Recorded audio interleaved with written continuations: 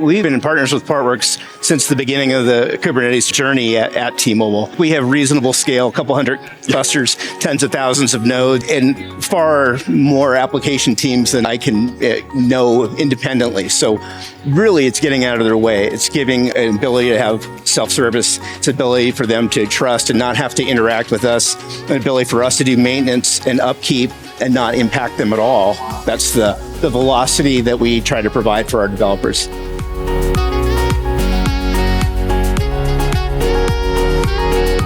Combining Portworx with FlashArray and FlashBlade and the replication capabilities helped us provide that high availability secure platform that also had cost-effective terms to it. We've really revolutionized this manufacturing process where applications can go through this rigorous testing process, and then we can deploy them rapidly and easily across our production floor. That way, changes can be made more so in real time.